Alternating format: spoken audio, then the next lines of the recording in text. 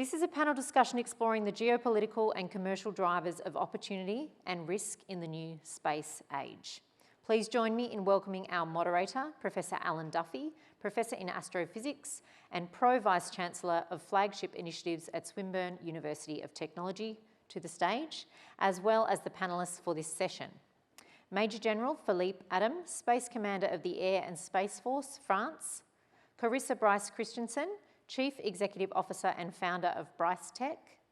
Dr. Will Crowe, Chief Executive Officer and co-founder of HEO Robotics. Benedikta von Seherr-Thoss, Managing Director for Common Security and Defence Policy at the European External Action Service.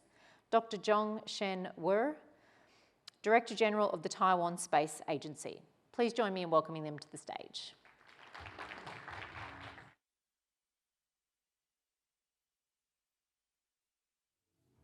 All right, hello, Sydney. Hello, Sydney. All right. It's been a long 2 days. It's been amazing 2 days, but we really have kept the best for last. So, as the intro said, my name is Alan Duffy. As the Pro-Vice Chancellor of Flagship Initiatives, I have a number of portfolios, space and aerospace, quantum, AI, hydrogen, medtech, and a few others. And what they all have in common is the rapid, near exponential growth of these sectors, underpinned by a public-private partnership model where universities, industries, government come together, grow the sector, and attempt to try to understand and perhaps optimistically control or limit the impacts societally, economically, geostrategically. I am a parent, though, so I know you're not supposed to have favorites. But space was my first love, and that's why I'm delighted for this session, and in particular, new space. So I'm thrilled to share that the Japanese space agency, JAXA, has announced a new competition, S-Booster, the Space-Based Business Ideas Contest for ventures, individuals, and companies, particularly early stage in Japan and Asia, Oceania regions, to wanting to commercialize their ideas.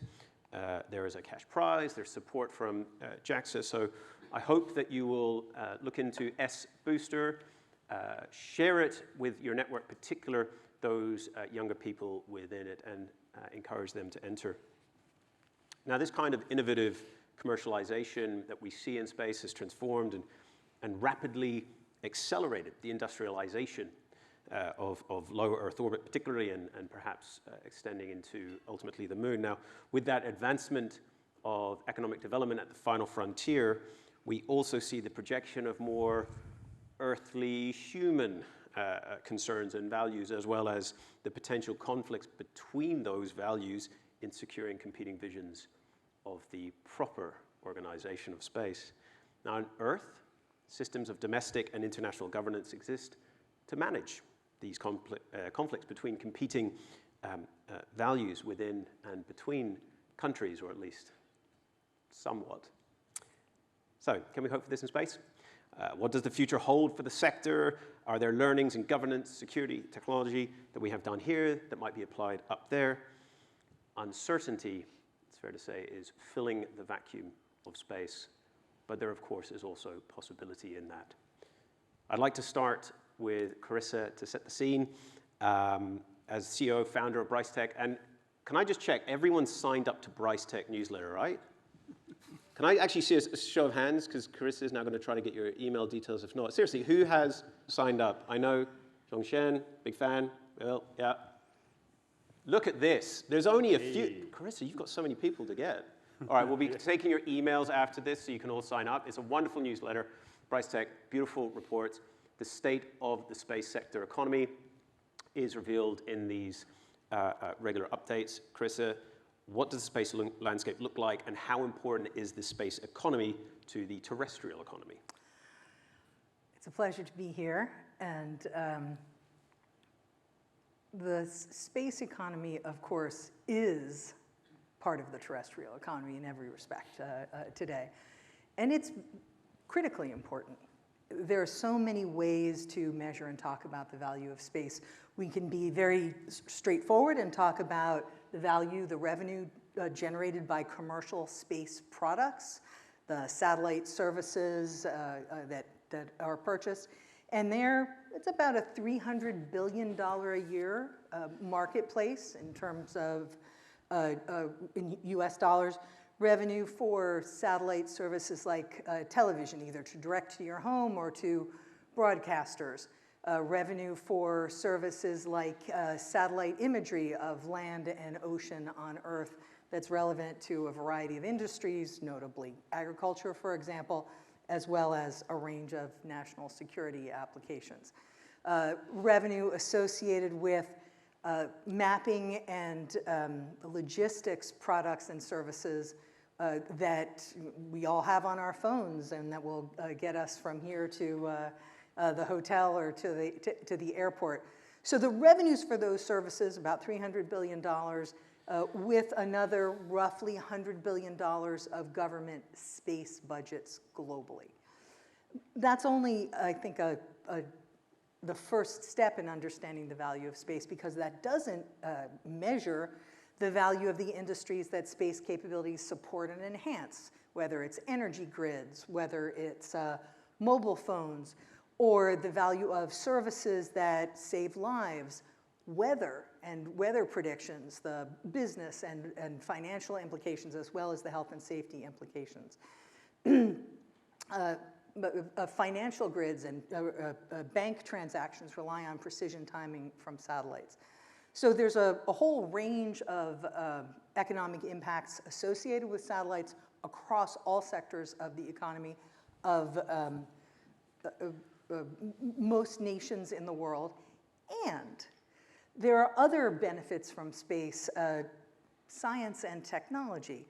So while human exploration of space is not generating products that we're all buying day by day, spin-off technologies from human exploration have contributed to microelectronics and advanced materials and coding and error processing and a whole host of disciplines that underpin the technologies we've been talking about for 2 days.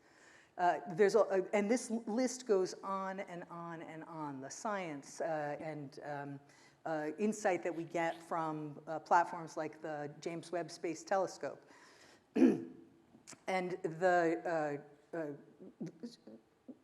so the value of space is global, it's national, it's regional, it's local, and it's personal across our daily lives. I look forward to the conversation about how those different aspects play out, because the one thing I'll end with is talking about the value of space is sort of like, or the business of space is sort of like talking about the business of the oceans. Do we mean snorkeling? Or do we mean oil rigs? Do we mean battleships? So the space economy is a very diverse economy encompassing a wide range of domains and sectors and technologies. And those markets and subsectors each behave differently. So.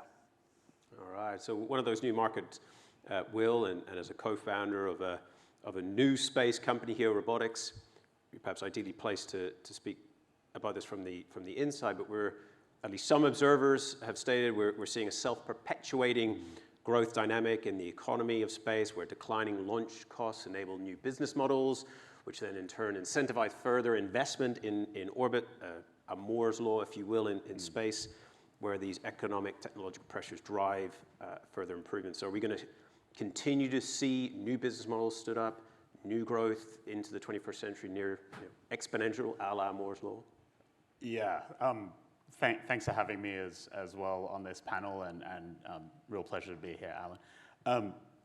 Wow, yeah, space business is just taking off, I would say, and as you mentioned, I think that wasn't intentional, right? Yeah. No, okay. Yeah. You're going to have to give a pass. This happens a lot. I wasn't sure, but I don't think that was an intentional pun. Right. There's continue. Please There's continue. 3-4 more coming. Yeah, great.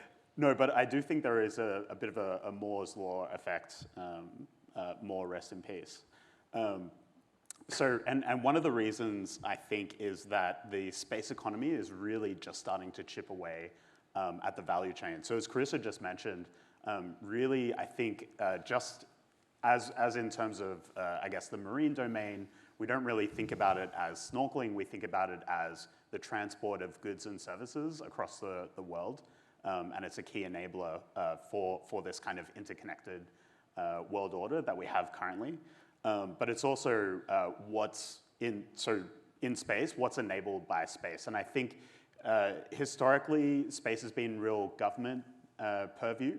And what's that meant for us in the space community is that governments are typically really bad at I guess, capturing value. Usually they like to provide value back to the consumers or the rest of industry. And I think us that have come after it, so the first generation of space players, we're also bad at capturing that value that's from that massive value chain where the space segment is one part of the business. So one area that I've seen this is in Earth observation and geospatial. Geospatial is a business that's 10 times bigger. Guess what? It doesn't work without Earth observation. So I think that's one area where there could be massive growth in space companies if they start looking at more of that value chain and how they can absorb more of that. But probably more to that point, how do they increase the value that they create now that they're speaking to the end users of that data, which isn't actually the geospatial customers, it's actually their customers. So I think it might be valuable to speak about our journey at Here Robotics. So at Here Robotics, we take space-to-space imagery. What that means is that we have a series of satellites in space with cameras. We fly past other spacecraft and we take images as we fly past. And there's two reasons for that. One is a national security reason where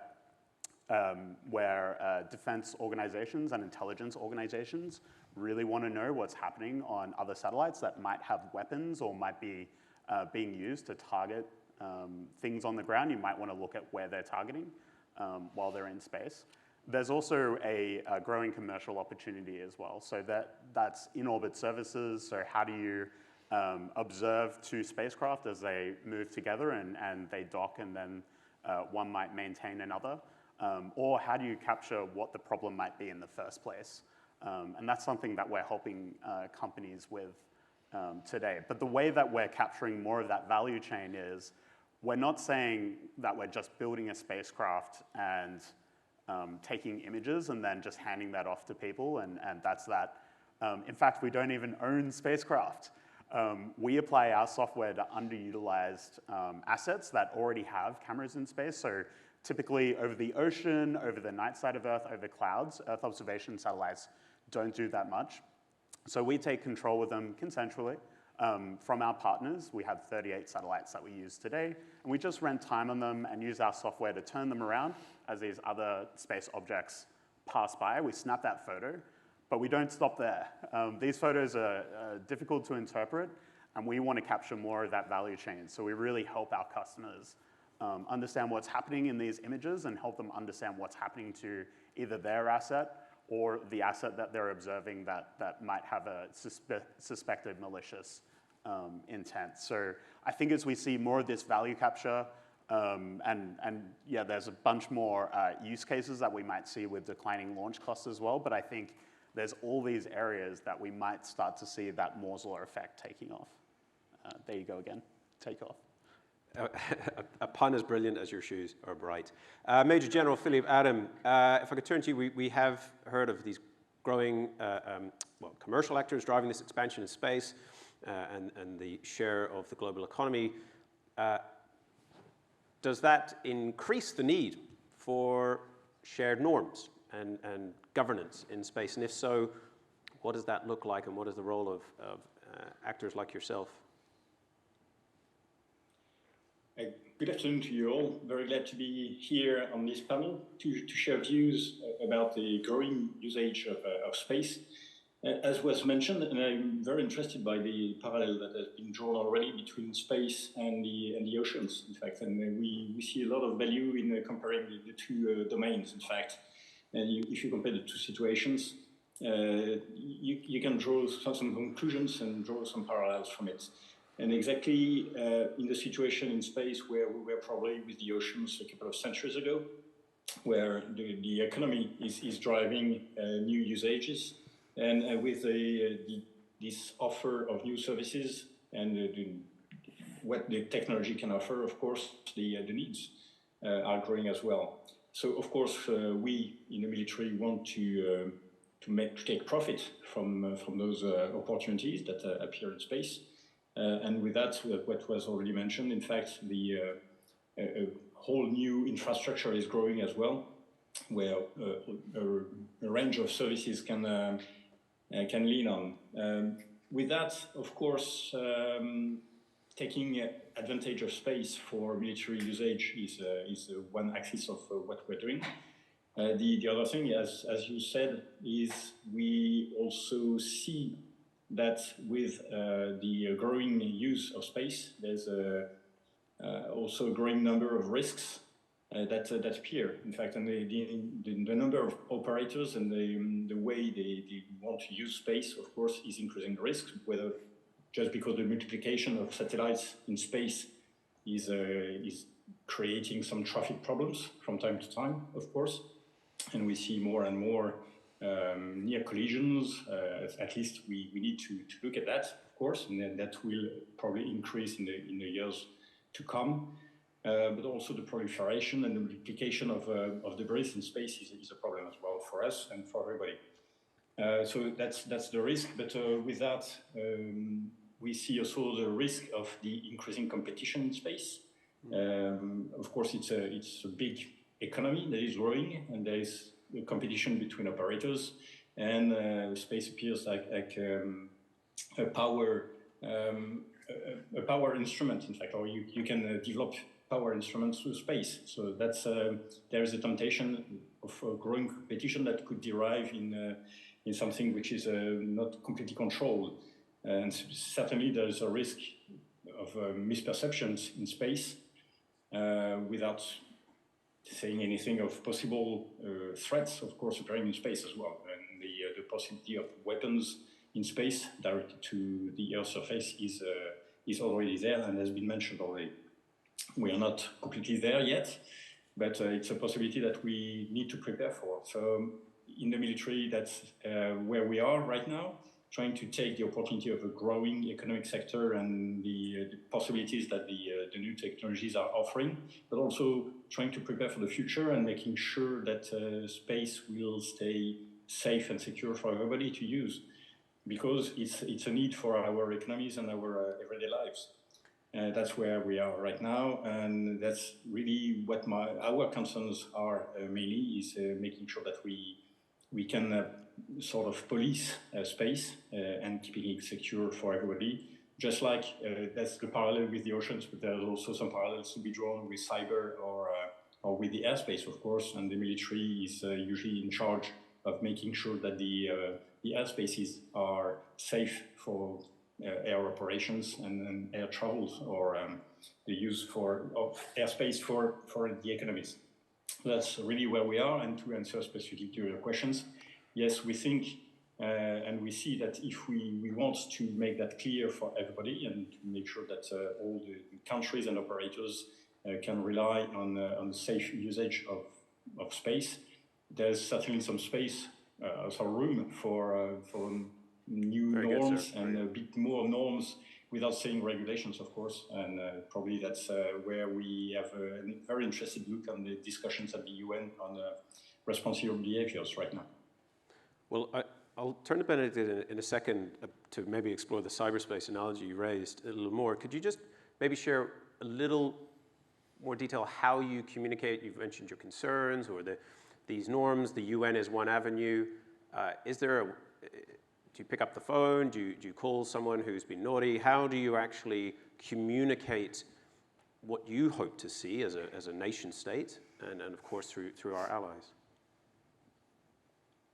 The avenue of, there's a discussion about norms, because we need to characterize what's happening in space and what we observe. Observation in space is not easy. We need a lot of sensors in space, but also on the Earth's surface.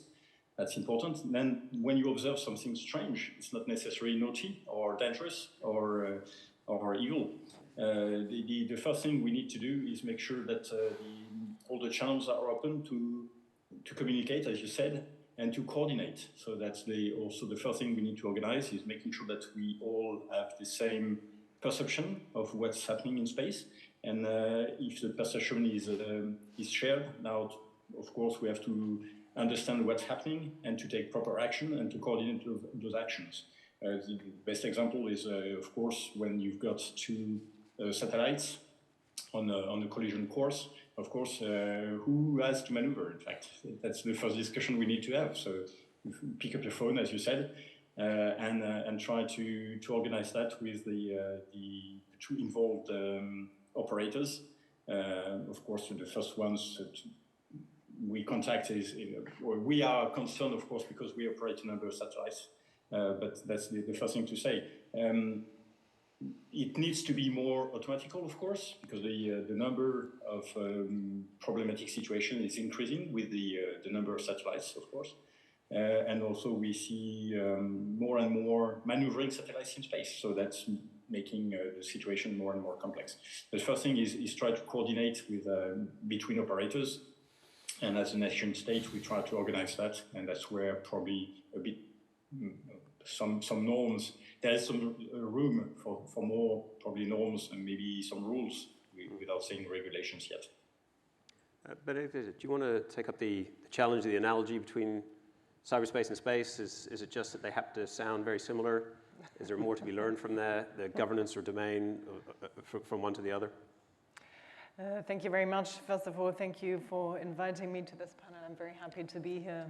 And I think we covered very important things like the value of space, the economy of space, and now the military side and the side also from one country. And if I may build on this to explain where I'm coming from as the person in the European Union who's responsible for security and defense, and of course space and cyber are very important aspects of this. So we have heard basically we will not have security on Earth if we don't have security in space. We know exactly how dependent we are.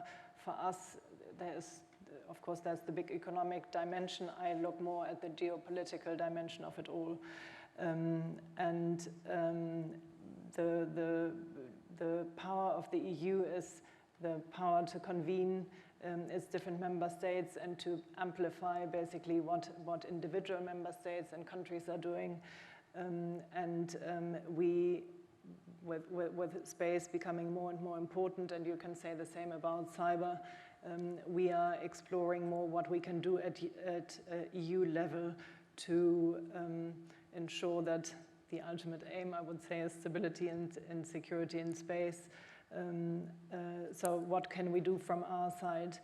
And we have developed a space strategy, which we published in March this year, where we're looking at different things that the General already mentioned. So first of all, we need to understand where do the threats even come from. So it's a threat assessment that we do with all 27.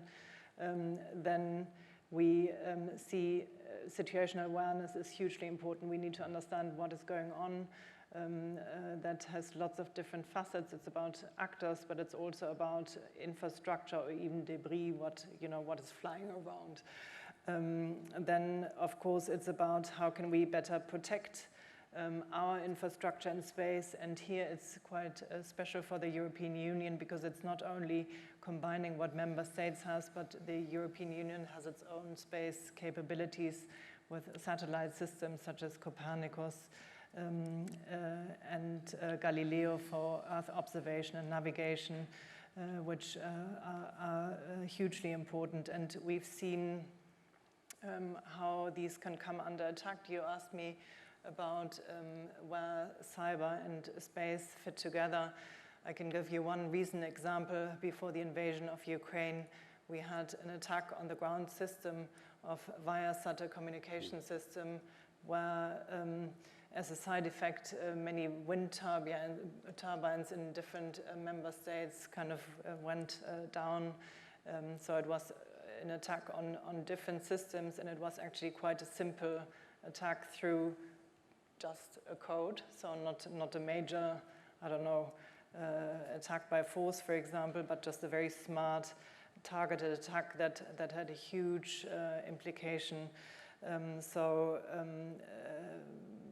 There are technical ways to connect this, but also, of course, when it comes to how do we react, and that is also what we're looking at in our strategy. It's let's get together with partners. That's countries, that's international organizations. So, for example, NATO, we have a very close relationship with. We look at, of course, industry also as very important, and the UN level, talking about norms and behavior, is something where, for example, we have a very close contact with Australia and other Indo-Pacific countries, because we simply need to see that with like-minded partners we establish norms and rules that will be followed and that make life up there easier. And the last aspect we are looking at is how can we make our infrastructure up there more resilient. It was very interesting to listen to you, Will, to see you know where can private companies come in and provide technology that is helpful for repair, for situational awareness, etc., etc.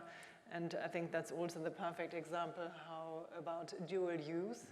You can do so many positive things up there, but with the same technology you can do the contrary. So we are very aware of this growing domain, and we are trying to, if I summarize it, bring order into it to some extent, and talking at lots of different levels.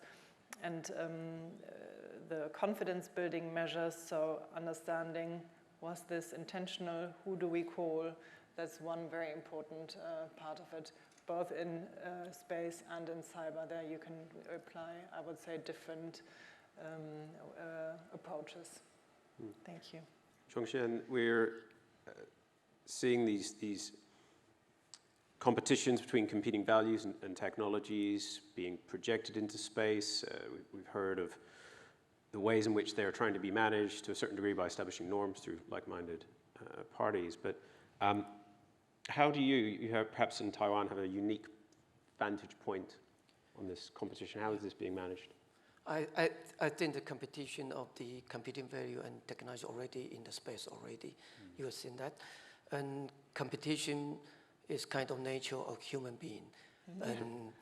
And I think that it's everywhere inherent in politics, policy, and also legal, or I think very often in commercial frameworks.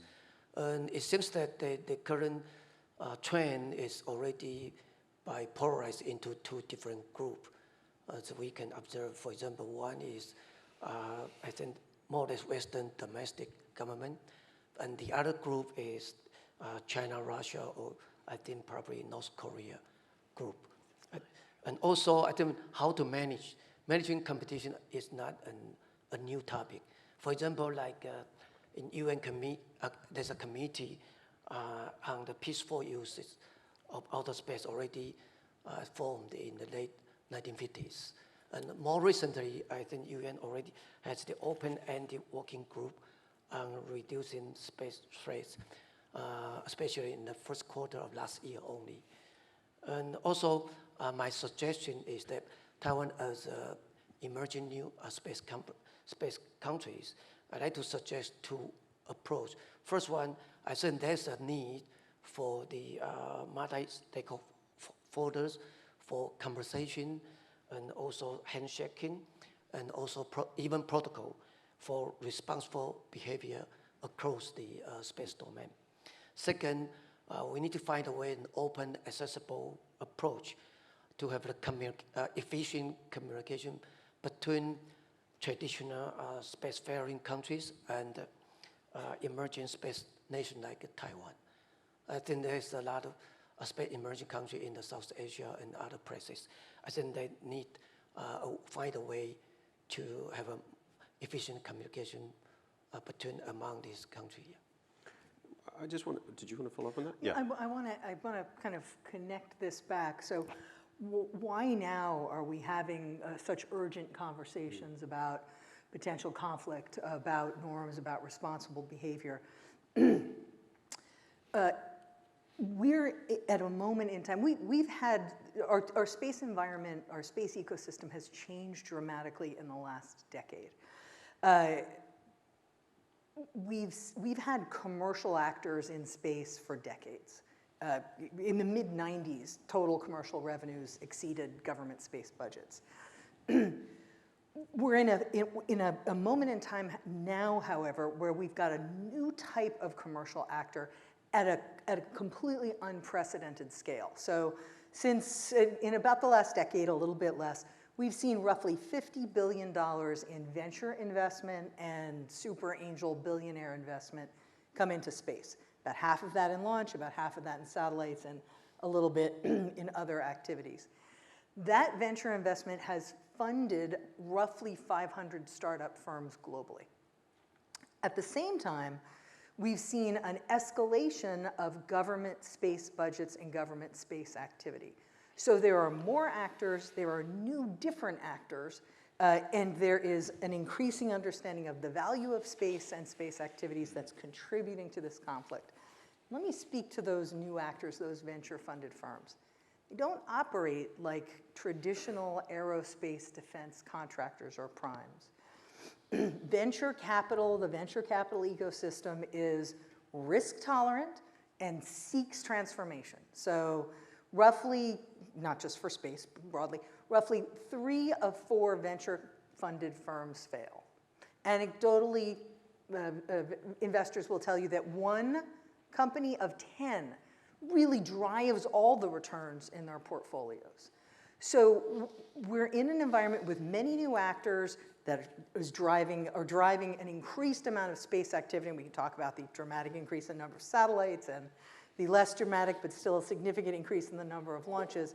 But new actors driving new activity, and they behave differently. They tolerate a much higher degree of risk. They are building businesses based on periodic infusions of capital that let them move to the next level of the business. That's not how the aerospace community is used to operating.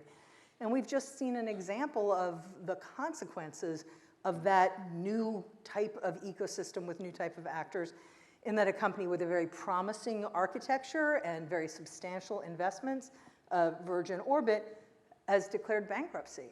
And there are government agencies that were planning on using that capability. There are commercial companies that were looking to that capability. So the risk that we're talking about is not just national security risk. There's a fundamental economic and performance risk baked into the environment that we're in right now. And I think that's a really critical part of how we think about space, civil space, national security space, and commercial space now and as we move forward.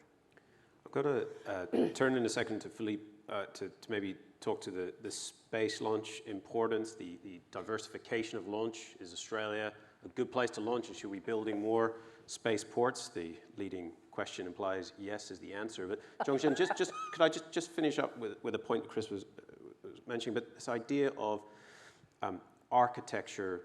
Taiwan is coming in, new eyes. You're seeing the success of resilient large constellations in Ukraine and contested environments with Starlink. Problematic owners' decisions aside about the deployment thereof. What would you say this model versus the more traditional billion-dollar singular satellites being used for comms, as just one example? Where is Taiwan seeing the future with these new eyes coming in? As a matter of fact, we just recently, probably only 2 years ago, we just passed the so-called Space Development Act. And one of the most important missions is to facilitate, for example, my institute, original called NSPO, National Space Organization, and turn into Taiwan Space Agency called TASA, directly under a higher level. And we have independent, become independent entity and independent budget. So one of the major missions is to facilitate the development of space industry. So our approach, we like say very it's unusual that we're going to set up some incubator in our center, and we welcome the spin-off from our internal employee, and also welcome outside venture going to stay in the incubator, because we think that, for example, in a country like Taiwan, our center, the TASA, is the best place to have the software and hardware and expertise in space domain. So that's how we're going to do. And also, like the coordinator, Alan has just mentioned that our budget, I think, increased 2.5 times as compared to 2 years ago. And the government really throwing money into the space agency. I think it's not, it's kind of complementary with the government. And also, we have a lot of, for example, recently we organized, we call it CHITA, Taiwan Space Development Association, and we have close to more than 100 companies join, and I think we can see that it's growing, and the dynamics is there. Yeah. Okay. Philippe, did you want to comment about the importance of space launch sites, diversification, particularly in Australia? Well, diversification is certainly something we are looking at. For resilience purpose, of course, when you take it on the security side, on the military side, and when I said you need to prepare for what could come next in terms of nasty behaviors or hostile intent or hostile act, of course, you need to make sure that your infrastructure is ready to take some blows. And that's where diversification is important. It's important for launches. It's important for the constellations as well, and the way you array your capabilities in space, but on the ground as well. And that's where the link with cyber is as well. So in fact, you can't have space without digital networks, and our futures are linked. And if you need to have something strong for times of crisis or war, you need to rely on very strong networks as well. For launch, our concerns are more about reacting to something happening in space and needing some very quick reaction, including launches. So that's where we look at, in fact, and the diversification of launch pads is especially for that. Otherwise, big launch facilities like Kourou in Guyane, for example, should be okay, and you concentrate all the technology and all the expertise in one place, which makes things a bit easier and creates synergies. But of course, it's also a vulnerability for the future if you consider a crisis or war. So that's where we are looking at, and the topic of reactive launch for us is really what drives the question of multiplying the pads and the launching facilities. I look forward to an order coming from France for a launch site in Australia. I know several that are fantastic.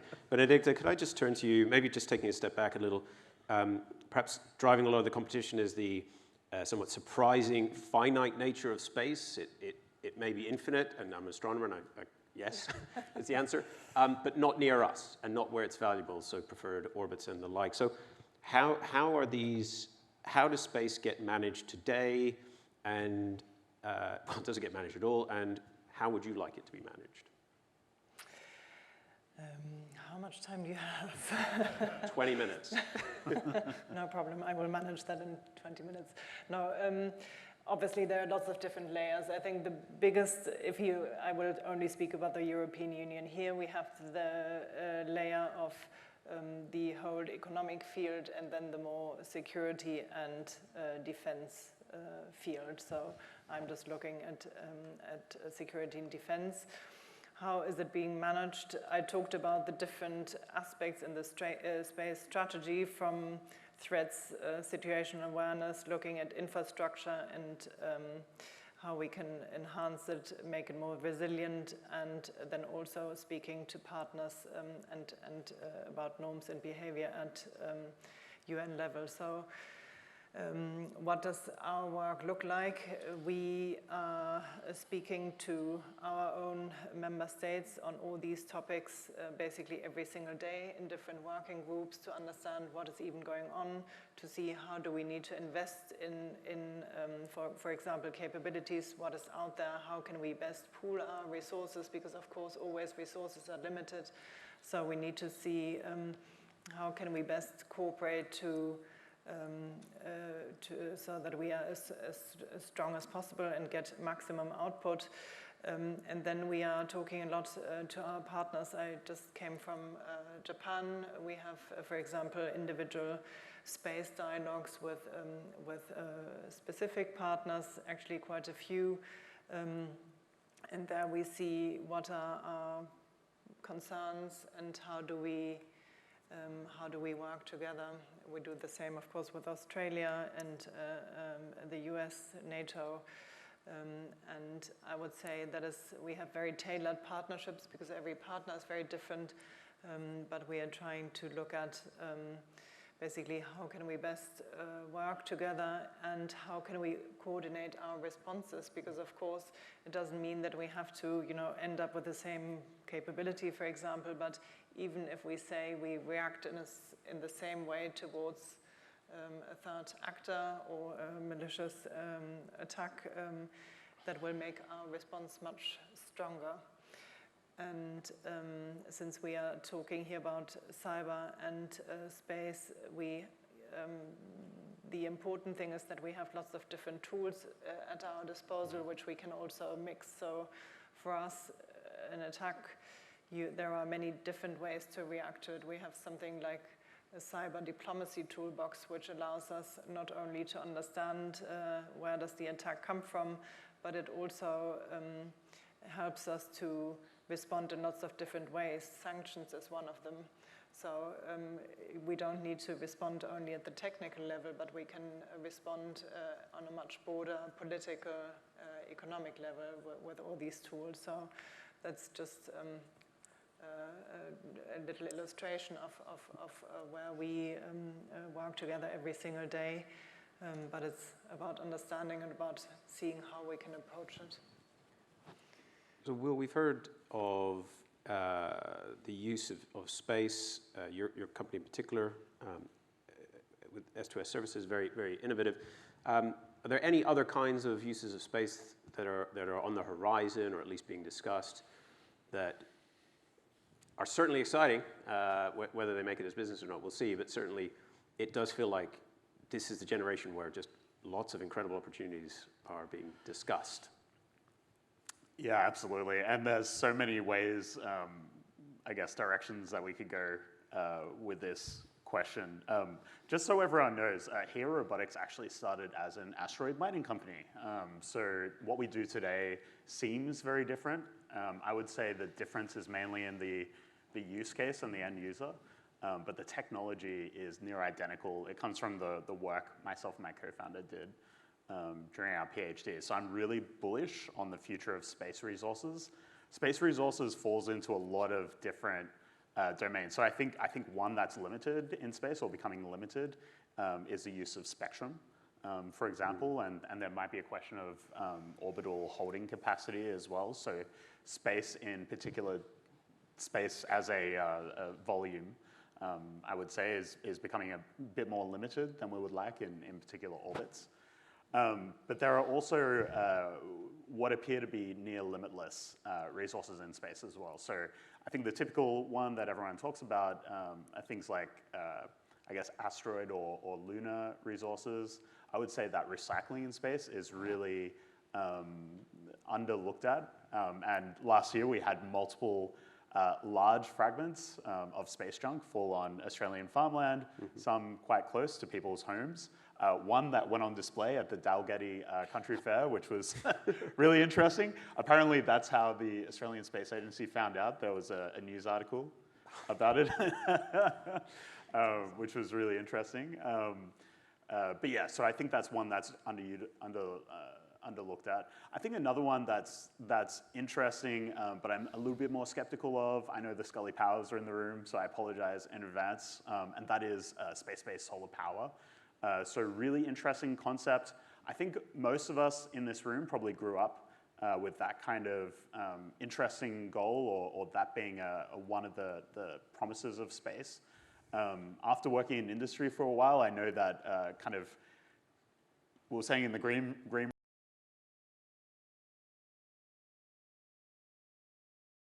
and there's actually things on the Earth that need to be in place as well before space solar power becomes a thing.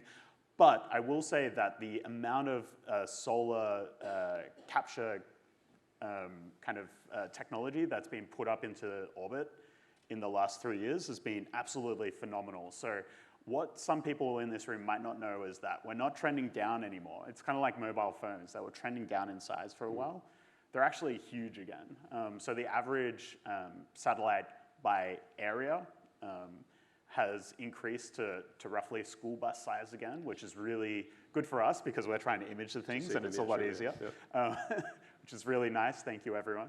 But what that really unlocks, what that opens, is a whole new set of technologies that require a lot of power to operate, and that's really why everyone's going large. So telecommunications can benefit a whole lot more, but also other things like compute in space is already becoming a lot cheaper and will continue its cost decline, so call back to Moore's law again.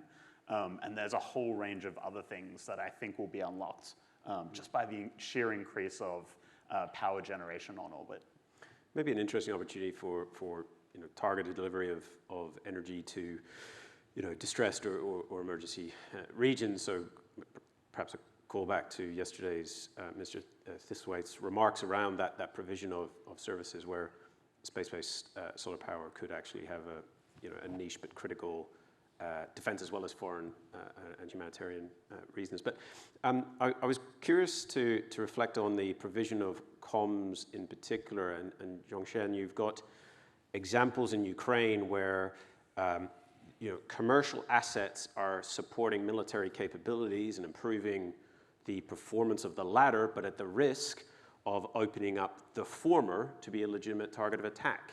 And I just wonder, what are the dangers of extending terrestrial conflicts into space, and particularly then to commercial actors, and all the consequences for the space debris that might arise or whatever else from these large civilian constellations now? Yeah, I will speak because I'm the DG of the Taiwan's Space Agency. Taiwan is a democratic country subject to political philosophy of rule of law, the first thing. And our operation and authority are accountable to that, only to what I just said, the Taiwan's Space Development Act.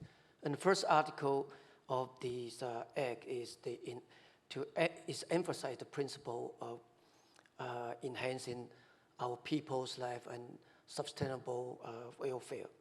At this point of time, for example, like TASA's space assets are only for R&D and the residents of the commercial and civilian usage, and have not engaged anything sort of peaceful development of mankind.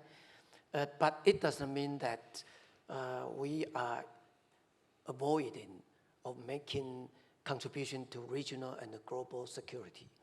And when it comes to military engagement, and whether your assets are military or commercial ones, the attacks could be undifferentiated, which can be learned from a recent, I think, the Russian invasion against Ukraine, just mentioned by the Alan.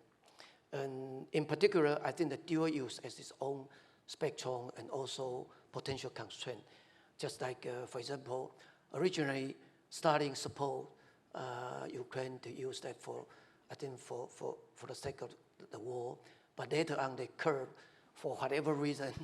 We don't know the reason behind. Regardless, also during the war, the position of the spectrum, Russia has sabotaged Starlink's connectivity for sure. So it's not because they want to be commercial or not. They want to attack you, they will attack. So that's my understanding. Yeah. Look, we're gonna throw to audience questions in about 2 minutes, 3 minutes. But I wanted to turn to you, Philippe, maybe to also reflect on the use of commercial civilian capabilities as a force multiplier. I don't know if that's an unfortunate phrasing or not, but anyways, force multiplier of military capabilities. And again, with resultant consequences for assets that almost by definition will not be as hardened as the military counterparts, and hence perhaps more liable or likely to have knock-on consequences, space junk and the like. Where would you stand on that use? Or is it just too good or powerful a capability to just not? Well, in fact, I stand just with what was just been said. In fact, on the principles, we think we can observe that space is dual by essence. In fact, space belongs to everybody; it belongs to nobody. You operate it in conjunction with your partners and competitors, and we use it. Military and civilians use it at the same time. So you operate it all together, all the time. You use especially when it turns to communications, of course, we use a lot of civilian capabilities as well. We use a lot of bandwidth coming from civilian satellites. So it's very difficult to separate the civilian activity from the military ones in space. So that's where it's a new dimension we need to take into account. And again, there are some similarities with other domains, especially the high seas, for example, where you have to take care about others when you're trying to conduct your military activities. But it's in space, it will be very difficult for the civilian assets to keep out of the way of military activities. They will be there, and we have to take that into account. It's part of the environment anyway. So whether you use it or not, whether it is directly used for military activities or not, I think we need to consider the civilian operators as part of the problem, and as they are part of the solutions, in fact, for what we try to do. But it's all part of this new thinking we need to have about what the future holds for us. But there is the growing realization that if a nation is going to attack another one, probably the attack will start in space, because space is essential to all our activities, including military ones. So it will start with that, and we will have to face consequences. I'm going to turn to people in the audience. So if you could start to queue up, please. Usually I would be doing that job in this conference. And if I could add a note on that. So the use of commercial space capabilities for national security purposes, just exactly as the Major General has spoken to, has been going on for a long time. There was a period where the Pentagon was acquiring 80 to 90% of its satellite capacity from commercial providers, mostly non-US providers, by the way. Every military or intelligence satellite that has been launched by Europe and the US in the last, decade, has been launched on a commercial launch vehicle.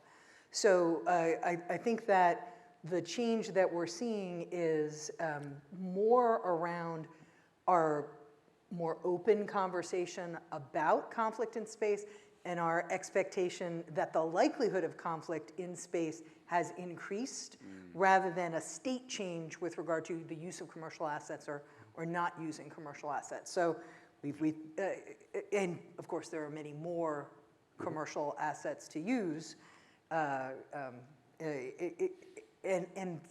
the companies that are offering them are not companies that have necessarily grown up in the aerospace and defense environment. And so they may not be equipped to have those conversations or think about those issues in the same way. All right, we have a question, please. Well, thank you very much. This is a very interesting panel. I'm not an expert in this field, and I hope I didn't miss this when I briefly had to step out, but could you elaborate a bit more on what resilience means? Is this like in the cyberspace where you try to double certain infrastructure in order to be more resilient? If you could say a few more words on that, that'd be great. Who wants it? I recently heard it described as the ability to take a punch and keep going. So if you think about a satellite system in low Earth orbit that has many, many satellites, the failure of the system is what you want, a resilient system. So if you take one of those hundreds or thousands of satellites out, the system still operates. 10, 100, that is more resilient, arguably, than a single satellite providing a range of services where if you damage that satellite, you lose all of those services. So that's how I understand it.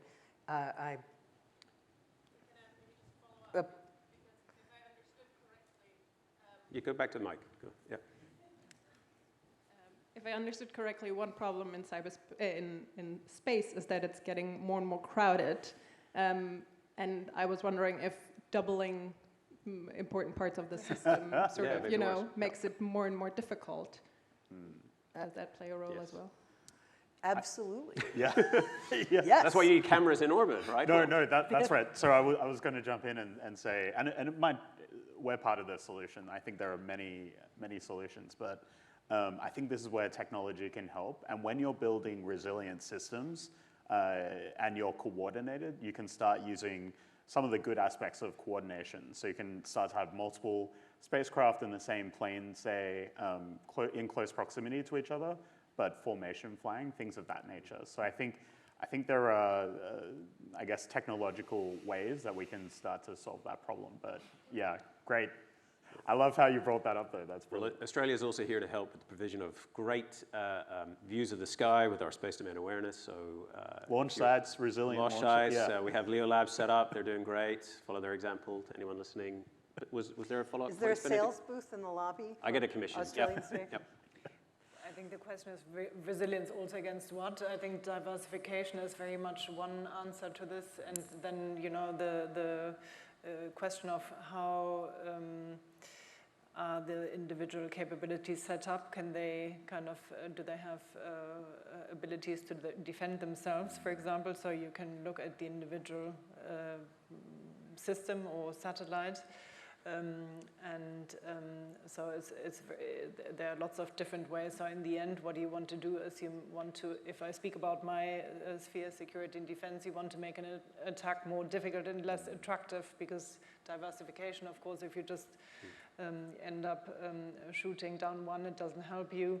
And if the individual systems are also more resilient in the sense that they can defend themselves, for example, and you can repair more easily, you can maneuver more easily, etc., then of course it's much more difficult. And as you say, these kind of traffic regulations up there are hugely important, and that's much larger than security and defense. But it's very important the fuller it gets up there.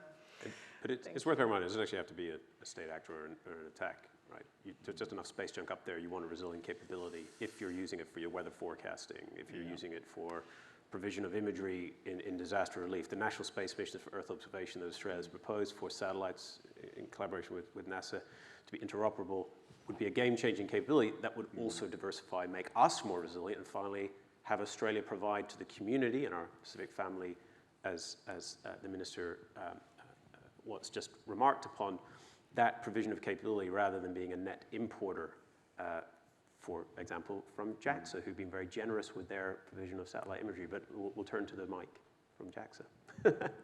Thank you very much. My name is Naoko Sugita from JAXA. And first of all, Professor Duffy, thank you very much for introducing our government's initiative. Thank you very much, and hope everyone's interested. And while this opportunity and risk in the new space age is common to all regions and across the globe, but I was just interested because we are in the Asia Pacific, and I think this is a region with very diverse players, especially those that are very new but also emerging, but those who are not interested in, and there are many established spacefaring countries, and it's a mix of very diverse areas. And I was just wondering if the panelists with lots of experiences have some kind of like insights specific to this area in addressing this issue. We'll maybe start online, Philippe.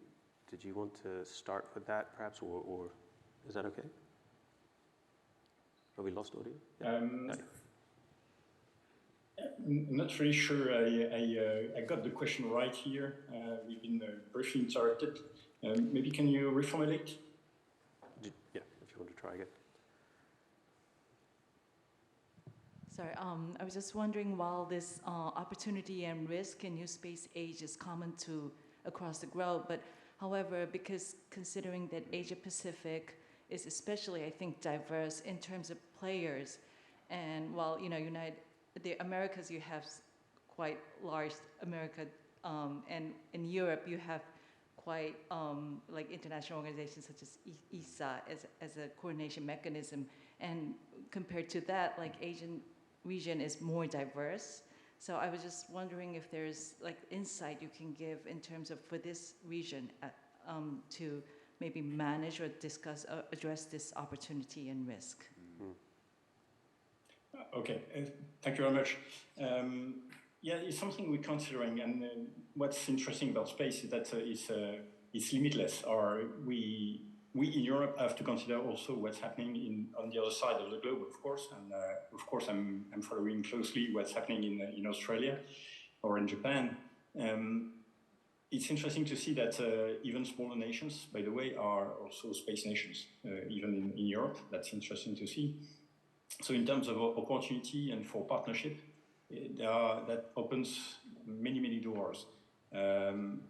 Now, space infrastructure is becoming of the essence right now. It's replacing or it's completing the Earth surface infrastructure as well, and all the nations, all the global regions have to cooperate, I think, and have to connect together on that. And especially through space, it's easy because we are all operating in the same space, in fact, all together. So our perspective is that there's no borders on what we can do, and the coordination should be global all the time. Carissa. One quick addition to that. The Indo-PACOM region has one of the globe's two most powerful space actors within it. China's investment in space has increased, its capabilities in space have increased, its efforts to extend the global reach of its space capabilities have increased through many initiatives, soft power initiatives, friendship initiatives, relationships with countries around the world. China is one of the three nations that has human spaceflight capability. China has a space station. So to me, that is the defining feature of the challenges of the region, is managing that competitive state. And we could have another 2-day conference where we would just scratch the surface of what space deterrence means. And I think there's some fundamentally important differences between space deterrence and nuclear deterrence. And that's maybe a core principle that I would talk about in terms of the challenges of coordinating and managing within the region. All right, beautifully put. We have actually run out of time. I'm so sorry. I've been getting the red light for a while. I want to thank you all for your questions, your thoughts on the panel. I would like you all to thank Beck Shrimpton for putting this together. Could I get the lights up? Beck, could you stand up, please? An incredible 2 days, incredible diverse panels, thoughts, everything, gender. It's been the best conference I've ever been a part of. Thank you, Beck.